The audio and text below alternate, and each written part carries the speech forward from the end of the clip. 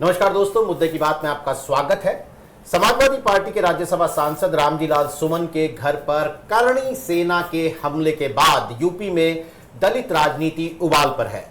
राणा सांगा पर एक विवादित टिप्पणी करने वाले रामजीलाल सुमन दलित समुदाय से हैं। 21 मार्च को राज्यसभा में एक चर्चा के दौरान उन्होंने 16वीं सदी के राजपूत राजा राणा सांगा को गद्दार बताया था। इसके बाद संसद से सड़क तक बवाल छिड़ गया। बीजेपी ने रामजीलाल सुमन के बयान को न सिर्फ राणा सांगा बल्कि पूरे हिंदू समुदाय का अपमान बताना शुरू कर दिया। रामजीलाल सुमन के पुतले फूंके गए, विरोध प्रदर्शन हुए और 26 मार्च को करणी सेना ने रामजीलाल सुमन के आगरा वाले घर पर हमला कर दिया। जमकर तोड़फोड़ हुई, पुलिस वाले घायल हुए। अब एक दलित सांसद का घर और राजपूत समुदाय की नुमाइंदगी वाली करणी सेना, आप समझ सकते हैं कि इसके क्या राजनीतिक मायने निकलने थे। वही हुआ, बवाल हो गया। अखिलेश यादव ने इसे सीधा सीधा अपने पीडीए से जोड़ दिया और अपने ट्विटर हैंडल पर लिखा कि पीडीए के एक सांसद के घर पर की गई हिंसक वारदात निंदनीय है और उन्होंने आड़े हाथों लिया योगी आदित्यनाथ को, यूपी के सीएम को। सपा ने सड़कों पर उतरने की धमकी दे दी, ऐलान कर दिया। लेकिन सबसे ज्यादा हैरानी तब हुई जब बहुजन समाज पार्टी की अध्यक्ष मायावती इस मैदान में कूदी और करणी सेना के बजाय उन्होंने अपना हमला बोला अखिलेश यादव पर। उन्होंने तकरीबन 30 साल पुराने गेस्ट हाउस कांड जो कि लखनऊ में हुआ था, उसकी याद दिलाते हुए अखिलेश को हिदायत दी कि एक दलित सांसद पर हमले की आग में वो अपनी राजनीतिक रोटी ना सेके। अब कांग्रेस नेता उदित राज, जिन्हें पिछले कई दिनों से आप इस दलित राजनीति के अखाड़े में ताल ठोकते हुए देख रहे हैं, वो भी मैदान में कूदे और उन्होंने मायावती पर निशाना साधा, जो वो पहले से कर रहे हैं। और उन्होंने कहा कि मायावती बीजेपी की बी टीम है, वो करणी सेना को बचा रही हैं अखिलेश यादव पर हमला करके। अब वैसे लॉजिक की बात तो है कि अगर सांसद अखिलेश यादव की पार्टी का है तो तेवर तो समाजवादी पार्टी ही दिखाएगी।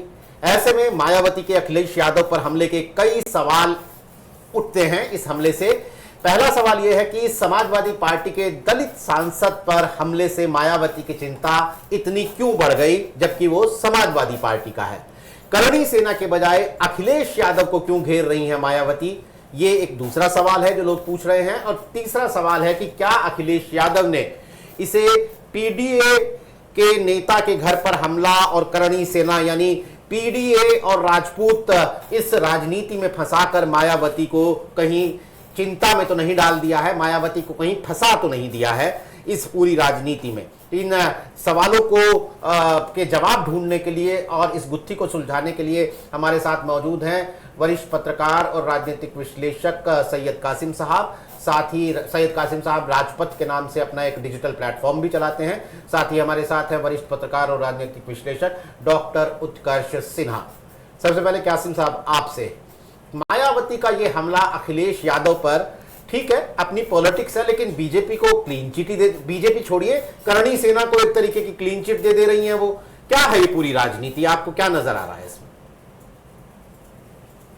लेकिन अब ये सीधे सीधे आप अगर इसको ये देखें तो ये एक वोट की राजनीति का एक जीता जागता नमूना है।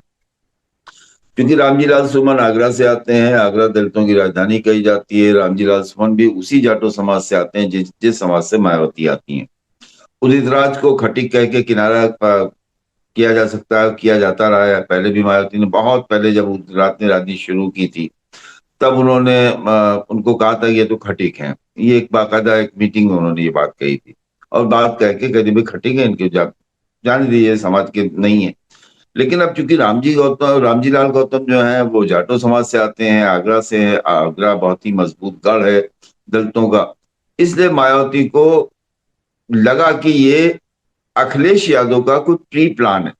समाजवादी पार्टी ने रामजीलाल गौतम को आगे किया है, रामजीलाल सुमन को आगे किया है और उनसे ये बयान दिलाकर ये हमारा वोट तोड़ने की कोई साजिश है।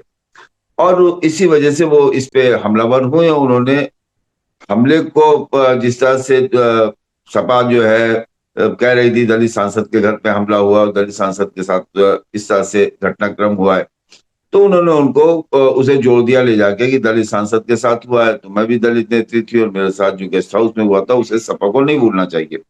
अब आप और हम चर्चा कर रहे हैं, उदित राज की भी कर रहे हैं, मायावती की भी कर रहे हैं। आप देखिए चंद्रशेखर तो बहुत छोटे खिलाड़ी हैं, लेकिन चंद्रशेखर भी इस मामले से दूर है क्योंकि उनका भी वोट वही है। तो मामला ये है कि अगर समाजवादी पार्टी इसको मुद्दा बना लेती है, इनके पीछे जाटो समाज खड़ा हो जाता है सुमन के, तो ऐसे में नुकसान जो है बहुजन समाज पार्टी और आजाद समाज पार्टी का होना है। तो ये दो लोग तो इस मुद्दे पर साथ नहीं आएंगे, वो चाहे करनी सेना का मामला हो या किसी और का मामला हो। ये बहुत सीधी सिंपल सी कहानी है और इस कहानी में बहुत ज्यादा मैं बहुत घुमाव फिराव नहीं देखता हूँ। और मायावती इसके लिए जानी जाती हैं। आप याद होगा नीरज जी, जब रामविलास पासवान ने उत्तर प्रदेश में अपना कार्यक्रम लगाने शुरू किए थे, तो उन्होंने बाकायदा लखनऊ में एक रैली की थी और रैली में उन्होंने कहा था भाई वो तो मुसहर हैं, मुसहर बिरादरी के हैं, और पूरी डिटेल बताई थी कि मुसहर बिरादरी के लोग चूहा पकड़ते हैं। ये मायावती का एक तरीका है। तो वो अपने लोगों को इस मुद्दे से दूर रहने की सलाह देने के लिए और उनके पास कोई बात करने के लिए हो कि भाई हम सुमन पे हमला हुआ है, इसके अलावा क्या बात करेंगे, तो उसके लिए उन्होंने गेस्ट हाउस डाल दिया। और आप जाके देखें तो सोशल मीडिया पे ये गेस्ट हाउस जो है वो चलने लगा और सुमन पीछे हो गए। नीरज जी। उत्कर्ष सिन्हा, क्या ये करणी सेना ने रामजी लाल सुमन पर हमला करके अखिलेश यादव को एक जिसे कहते हैं कि एक कोई मौका पकड़ा दिया है कि भैया आप दलित राजनीति में जो आपका पीडीए का फॉर्मूला है आप एक बार फिर उसे चमकाइए, और मायावती इसे लेकर थोड़ी चिंतित है?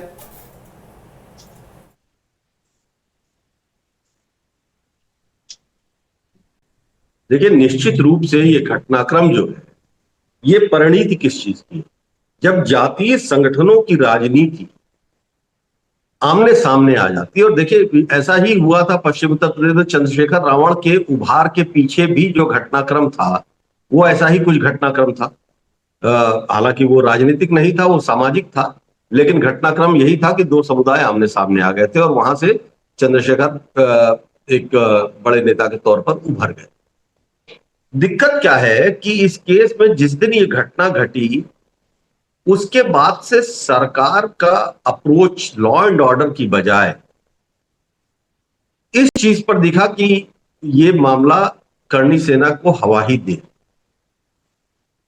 अब इसमें ये दिक्कत है, ठीक है, इतिहास के जब आप कब्रों को खोदेंगे तो बहुत सारी चीजें निकलेंगी, इधर की भी निकलेंगी उधर की भी निकलेंगी, वो एक बड़ी अंतहीन बहस को जन्म देती है। कोई मानता है कोई नहीं मानता है, और अंत में बात आ जाती है कि इतिहास सच्चा लिखा गया है कि इतिहास झूठा लिखा गया है। ये सब अपनी जगह पे। लेकिन जब निहितार्थ हम देखते हैं इसके, तो हो क्या रहा है आज की तारीख में? स्थिति ये है कि अब इस घटनाक्रम के बाद क्षत्रिय समाज और दलित समाज के बीच में कोई समरसता पैदा करने की कोई भी पहल अब बहुत कठिन हो जाएगी कुछ दिनों तक।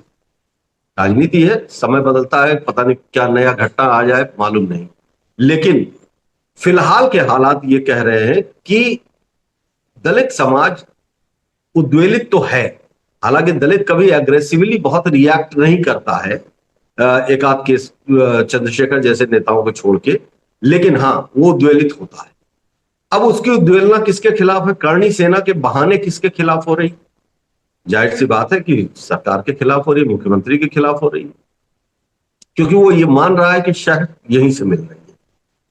मायावती इस स्थिति को ले सकती थी अपने पक्ष में, लेकिन जैसा मायावती की राजनीति पिछले कुछ दिनों से चल रही है और जिसकी चर्चा तमाम होती रहती है कि वो कभी भारतीय जनता पार्टी के खिलाफ जाने की, एक कड़े स्टैंड लेने की स्थिति में नहीं रही, और उनका वोट बैंक भी इसी वजह से उनसे दूर हुआ है। ऐसे में अखिलेश यादव को बैठे बैठाए एक एज मिल गई है, एक पॉलिटिकल एज मिल गई है, क्योंकि रामजी लाल सुमन समाजवादी पार्टी के सांसद हैं।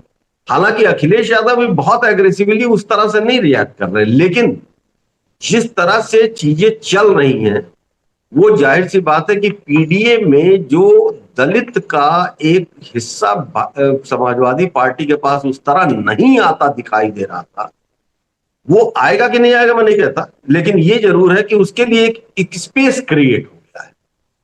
क्योंकि जब बात आमने सामने की आएगी और हमारी नेता ही ढुलमुल दिखाई देगी, तो वो दलित वोटर जो कमिटेड वोटरशिप में से लगातार कम होता जा रहा है, उसका एक हिस्सा और भी कम होगा, और वो कम होगा तो जाएगा कहां?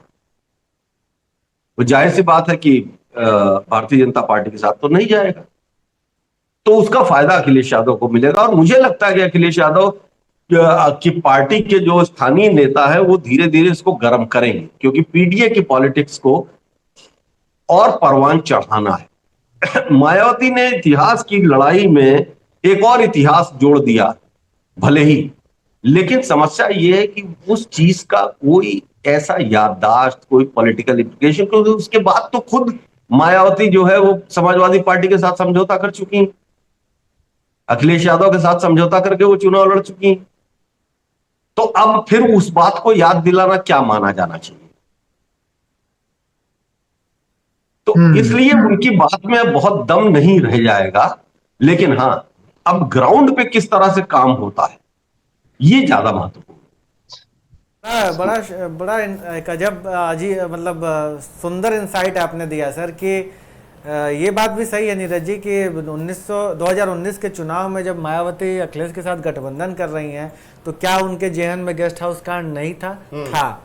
उन्होंने कहा कि बीती को बिसार के आगे की हम सुध ले रहे हैं, और ये उन्होंने अपने वोटर को एड्रेस करते हुए एक बात कही थी। कासिम सर, मैं आपसे सवाल लेता हूं कि ये इसको थोड़ा इसको और गहराई से हम लोग समझना चाह रहे हैं इस बात को। देखिए, जब दलित विमर्श की बात आती है तो हमारे पास जो लिटरेचर हिंदी में उपलब्ध होता है, मुर्दहिया एक बड़ा चर्चित उपन्यास रहा है, ओम प्रकाश वाल्मीकि का जूठन बड़ा चर्चित उपन्यास रहा है। जब हम इनकी कहानियां पढ़ते हैं तो एक जिस दलित समाज की का एक जो तस्वीर हमारे सामने आती है, जो इतिहास में, आजाद भारत के इतिहास में भी जो दलित समाज मौजूद था, आज वो दलित समाज नहीं है।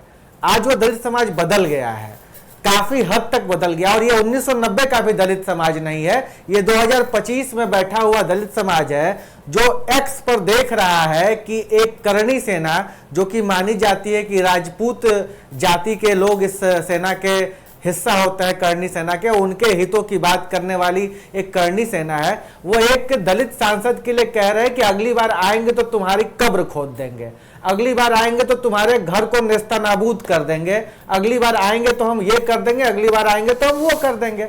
गजब के वीडियोस वायरल हो रखे हैं, और उसी तरीके का रिटेलिएशन है इधर से भी। लोग कह रहे हैं कि तुम करके देखो।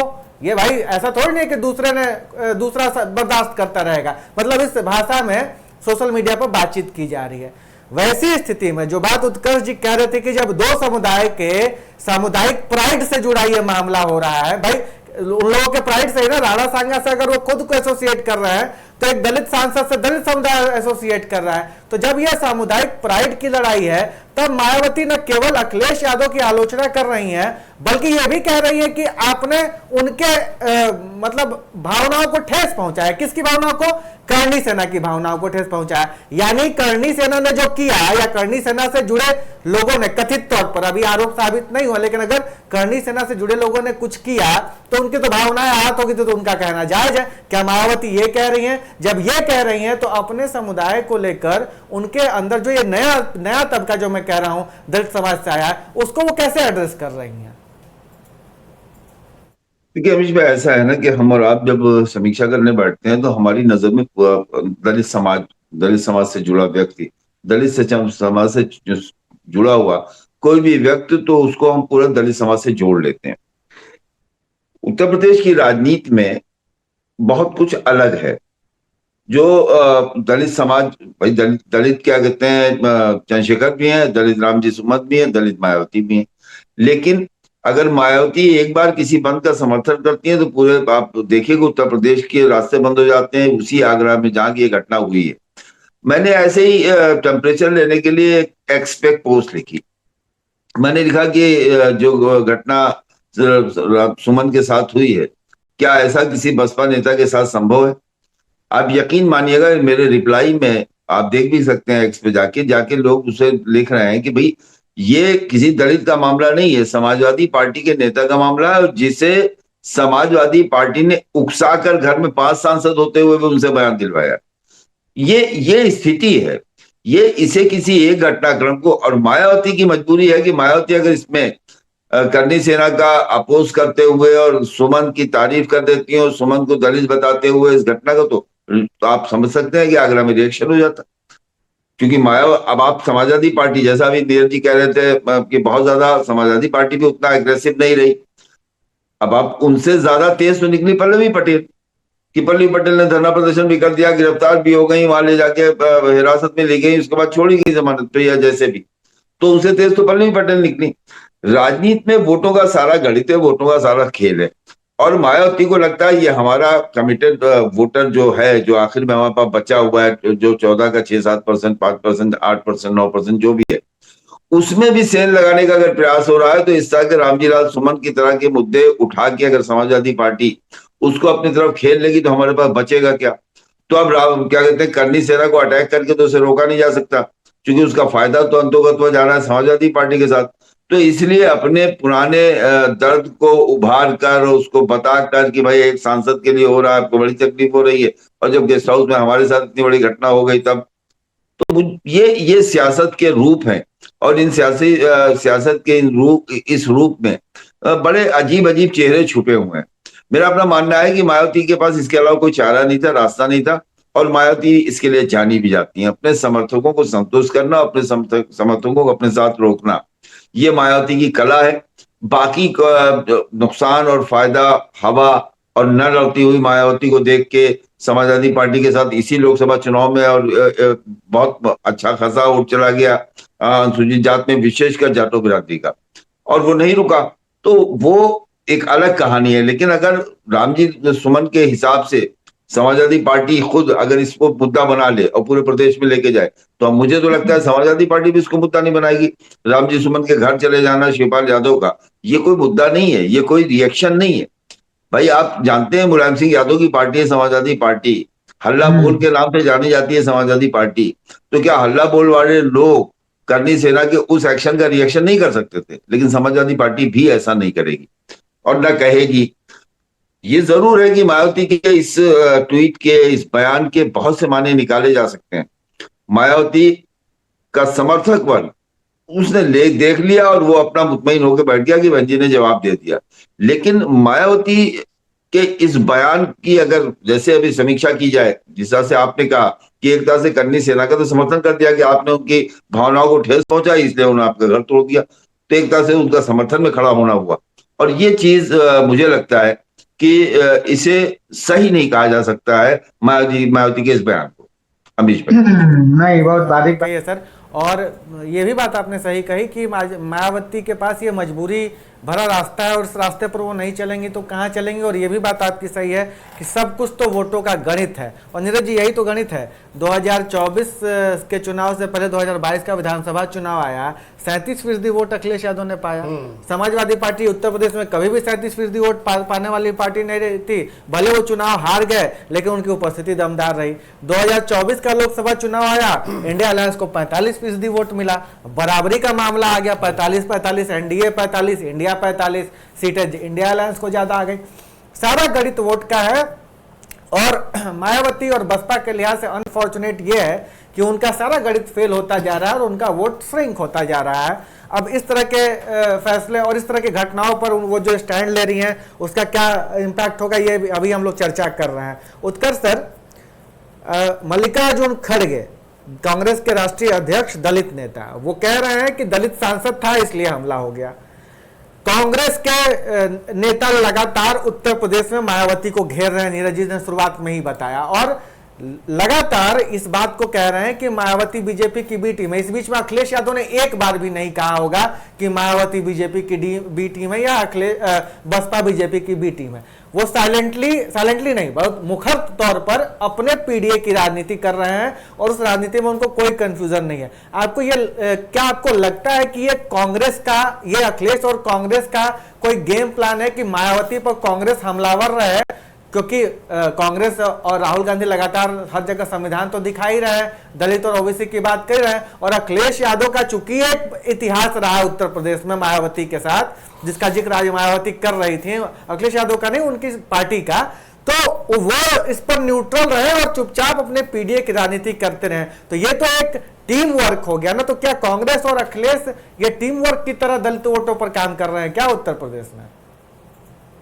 देखिए, टीम वर्क तो 2024 के चुनाव में ही दिख गया था। और एक बात ये भी समझने वाली है कि दलित वोटर बसपा में आने के पहले कांग्रेस का वोटर हुआ करता था। और यह भी सच है कि दलित वोटर्स के लिए अगर पहला विकल्प फेल करता है, जो मायावती का विकल्प है, बीएसपी का है, तो उसकी दूसरी चॉइस के लिए अगर देखेंगे तो समाजवादी पार्टी की तुलना में कांग्रेस ज्यादा मुफीद बैठती है। वो समाजवादी पार्टी के साथ जाने में जो हिचक रही लंबे समय तक, वो है। हालांकि उसको तोड़ने की बड़ी कोशिश हुई और समाजवादी पार्टी के दफ्तर में लोहिया जी के साथ अंबेडकर की तस्वीर और अंबेडकर वाहिनी का गठन और ये सब कुछ हुआ।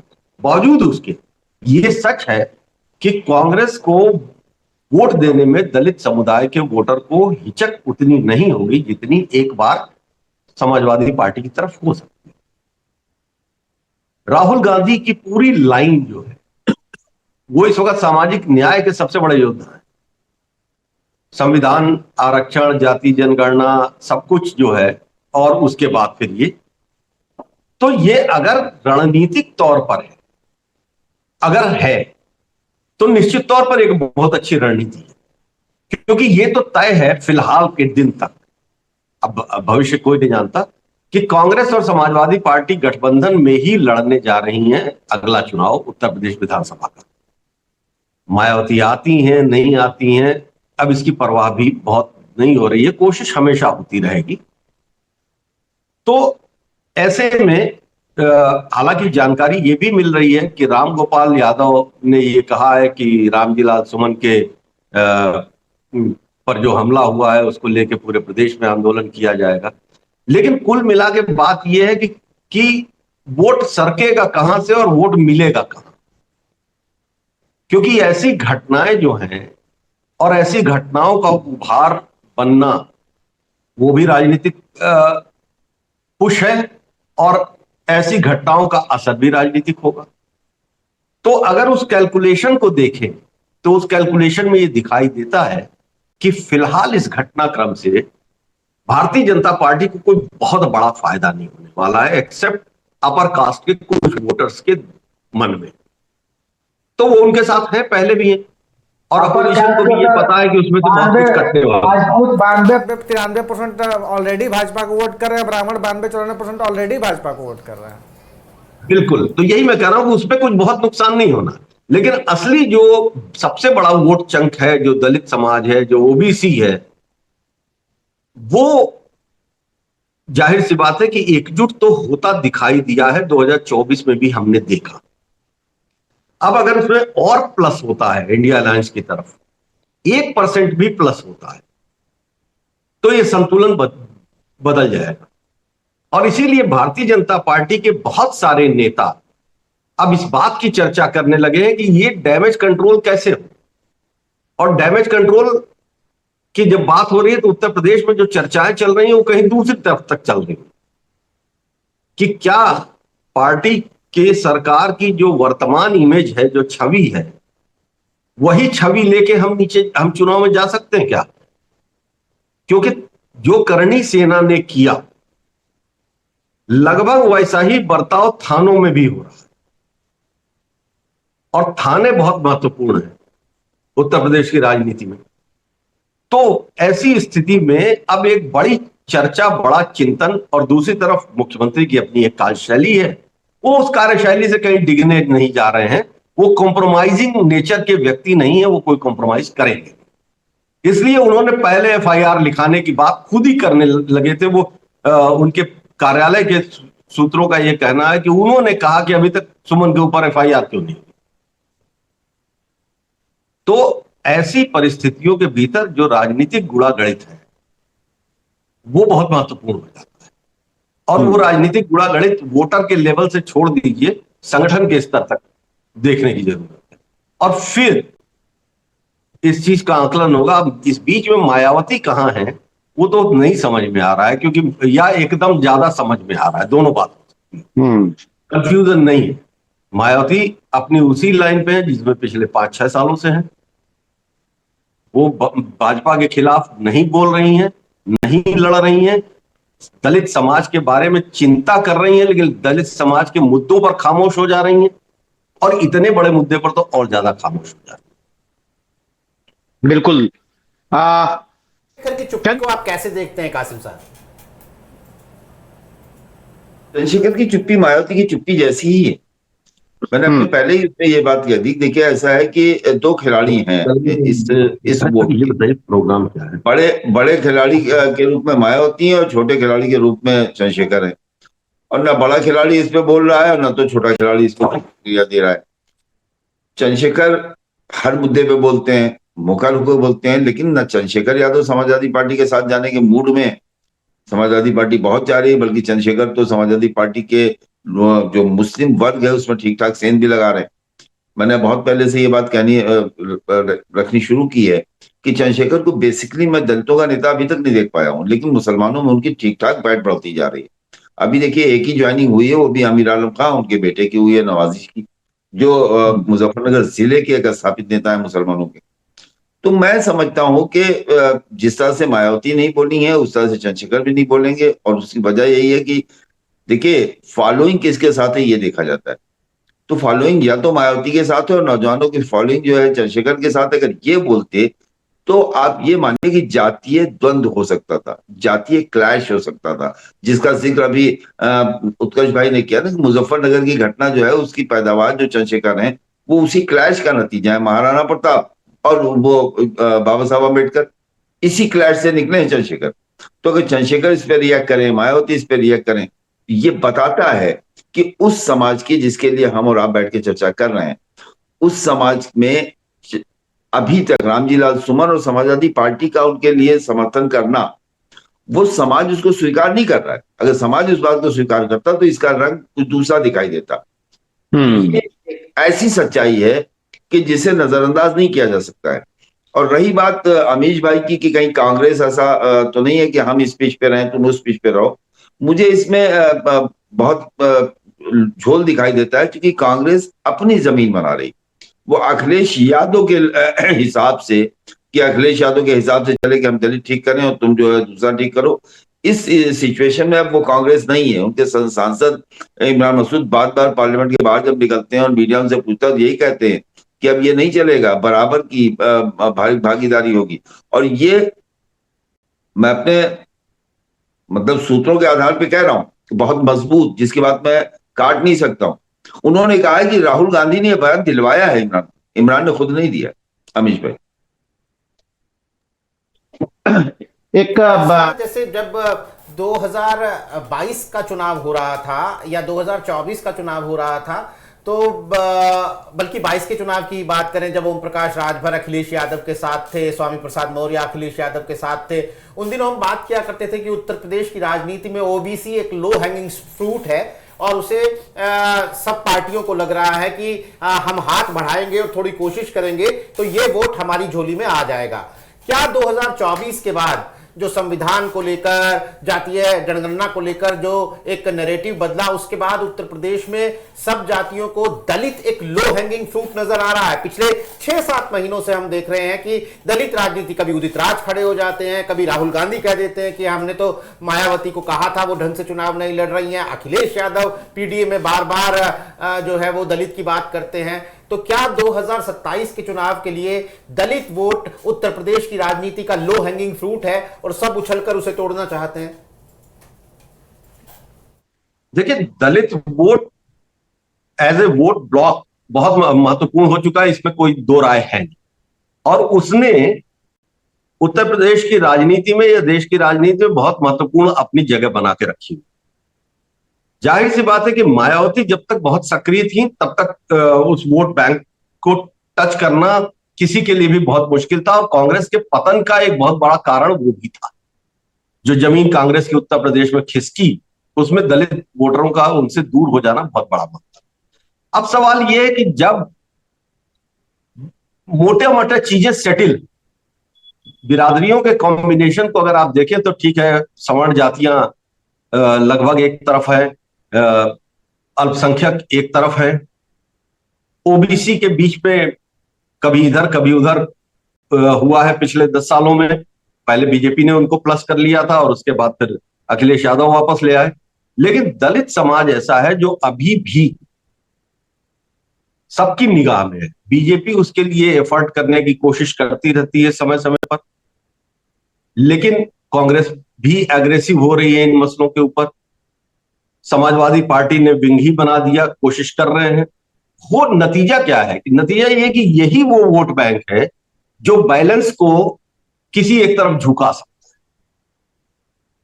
और इसलिए और ये हमेशा एक तरफ एक तरीके से ही वोट करता रहा है। हालांकि दलित बिरादरियों के बीच में भी बहुत सारे फ्रैक्शंस हैं और वो भी शिफ्ट करते रहते हैं, लेकिन जो सबसे बड़ा चंक है जाटो समाज, और इत्तेफाक से रामजी लाल सुमन उसी जाटो समाज से आते हैं, और वही जाटो समाज मायावती का बैकबोन भी है, उनके पॉलिटिकल बैकबोन भी है। तो ऐसे में ऐसा कोई अवसर कोई क्यों छोड़े जब वहां से भी कुछ चीजें निकल के उसके हिस्से में आए, और उत्तर प्रदेश की राजनीति में यही हो रहा है। और मेरे ख्याल से ये जो घटना घटी है इसने बीजेपी को नुकसान तो कर दिया है। बिल्कुल। तो दोस्तों 2000 चुनाव के बाद से उत्तर प्रदेश के सियासी समंदर में हम लगातार दलित राजनीति की लहरों को देख रहे हैं, और रामजी लाल सुमन जो कि समाजवादी पार्टी के एक दलित सांसद हैं, उनके घर करणी सेना के हमले ने इस समंदर में एक और ज्वार भाटे का काम किया है। तो आने वाले दिनों में ये कैसे क्या शक्ल अख्तियार करता है, मायावती का क्या रुख होता है, अखिलेश यादव की पार्टी इस पर क्या करती है, चंद्रशेखर जो अब तक चुप हैं वो क्या कहते हैं, और बीजेपी आगे इसे कैसे लेकर जाती है, ये बहुत महत्वपूर्ण होगा। और इस घटनाक्रम पर हमेशा की तरह हमारी नजर बनी रहेगी। आज हमारे साथ कार्यक्रम में शिरकत करने के लिए सैयद कासिम साहब, डॉक्टर उत्कर्ष सिन्हा, आपका बहुत बहुत शुक्रिया। तमाम दर्शकों का आभार। नमस्कार।